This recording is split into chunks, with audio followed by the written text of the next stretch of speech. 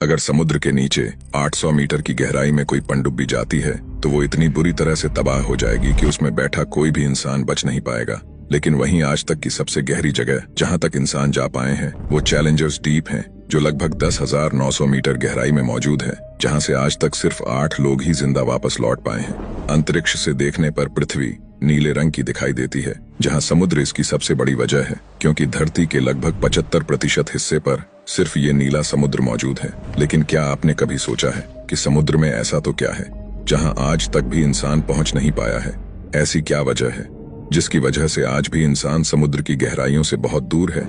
ये तो हम सब जानते हैं कि धरती पर जीवन की शुरुआत समुद्र से ही हुई थी, जहां कई सूक्ष्म जीवों और जीवाणुओं ने जन्म लिया और फिर समय के साथ कई तरह की प्रजातियों का जन्म हुआ।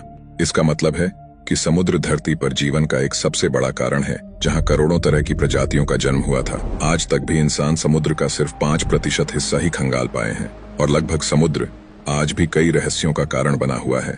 लेकिन वैज्ञानिकों द्वारा यहाँ कई रिसर्चेस की गई है, जिसकी वजह से इंसान एक हद तक समुद्र की गहराई में पहुंचने में कामयाब हो पाया है। प्रशांत महासागर के मरियाना ट्रेंच में मौजूद चैलेंजर्स डीप को पृथ्वी की सबसे गहरी ज्ञात जगह के रूप में जाना जाता है, जिसकी गहराई 10,900 मीटर से 11,000 मीटर है, जहां इंसान पहुंचने में कामयाब हो पाया है। ये वो जगह है जहां सूरज की रोशनी नहीं पहुंच पाती और चारों तरफ सिर्फ अंधेरा ही अंधेरा होता है। यहाँ तक कि चैलेंजर्स डीप में प्रेशर इतना ज्यादा होता है कि वहां तक पहुंचना जानलेवा साबित हो सकता है।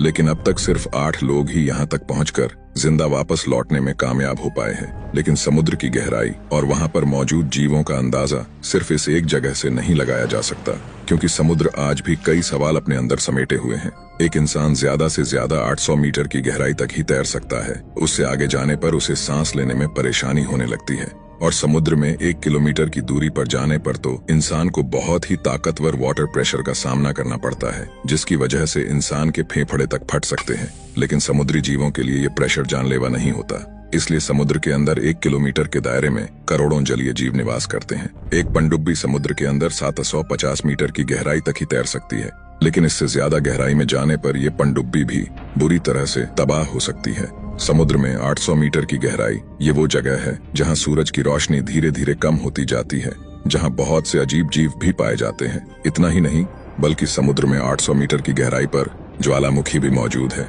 जिनमें विस्फोट भी होते हैं। और इसी तरह समुद्र में 11,000 मीटर तक की गहराई में जाने पर इंसान कुछ भी देख नहीं पाएगा। और यही वो जगह है जो चैलेंजर डीप के नाम से जानी जाती है, जो इतना गहरा है कि अगर दुनिया की सबसे ऊंची चोटी माउंट एवरेस्ट को भी इसके अंदर उल्टा करके लटका दिया जाए तो इसकी चोटी भी चैलेंजर डीप को छू नहीं पाएगी। लेकिन वैज्ञानिकों ने कुछ ऐसी रोबोट मशीनें बना ली हैं जो इस चैलेंजर डीप तक पहुंचने में सक्षम हो पाई है, ताकि समुद्र में दबे कई सवालों का पता लगाया जा सके। लेकिन चैलेंजर्स डीप के बाद समुद्र की गहराई में क्या है, ये आज भी विज्ञान के लिए एक रहस्य बना हुआ है।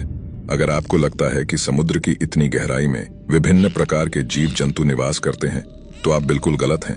असल में समुद्र की गहराई में पानी ही पानी मौजूद है, लेकिन ये पानी समुद्र से नहीं आता है। पृथ्वी की शुरुआत से भी पहले यहाँ जीने लायक वातावरण तैयार हुआ और मौसमी चक्र की शुरुआत हुई, जिसकी वजह से धरती पर हजारों सालों तक बरसात होती रही। आसमान से बरसते इस पानी को धरती ने अपनी गहराई में सोख लिया, जहां कुछ पानी नदियां और कुछ झरनों में बदल गया और समुद्र में जाकर मिल गया।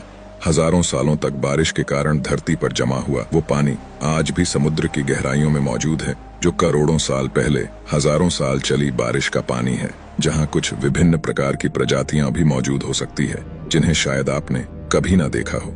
ये सुनने में शायद आपको थोड़ा अजीब लगे, लेकिन समुद्र में भी नदियां बहती हैं, क्योंकि समुद्र की गहराइयों में भी पानी ही मौजूद है, जिसे कई वैज्ञानिकों ने अपनी रिसर्चेस से सही साबित किया है। वैज्ञानिक कई सालों से अपनी जिज्ञासाओं में डूबे हुए ये रिसर्च कर रहे थे कि आखिर समुद्र की गहराई में क्या मौजूद है। इसी वजह से उन्होंने सबसे पहले मेक्सिको के पास समुद्र के नीचे एक नदी की खोज की।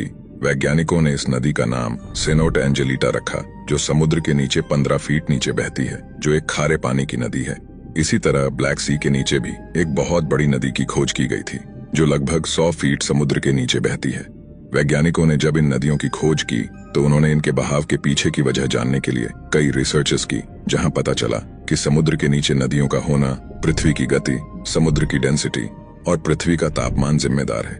पृथ्वी लगातार अपनी धुरी पर घूमती रहती है, जिसकी वजह से जमीन के अंदर जमा पानी में कंपन पैदा होती है और यही कंपन पानी को छोटी छोटी धाराओं में बदल देती है और फिर यही छोटी छोटी धाराएं एक बड़ी धारा का निर्माण करती है, जिससे समुद्र के नीचे नदियों का निर्माण होता है। समुद्र के नीचे पृथ्वी की गति की वजह से बनी सबसे बड़ी नदी को गल्फ स्ट्रीम के नाम से जाना जाता है। ये नदी इतनी बड़ी है कि अगर धरती पर मौजूद सभी नदियों को मिला दिया जाए तब भी गल्फ नदी की धारा का आकार इन सबसे बड़ा होगा।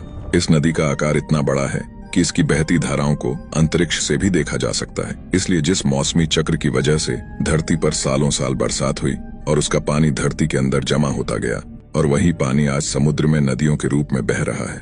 दोस्तों, इसमें कोई भी बड़ी बात नहीं है कि हमारी पृथ्वी शुरू से ही कई सवाल अपने अंदर दबाए हुए हैं, जिन्हें समझने का प्रयास इंसान कई सालों से कर रहा है, जिसमें इंसानों को कुछ सफलताएं भी हासिल हुई हैं।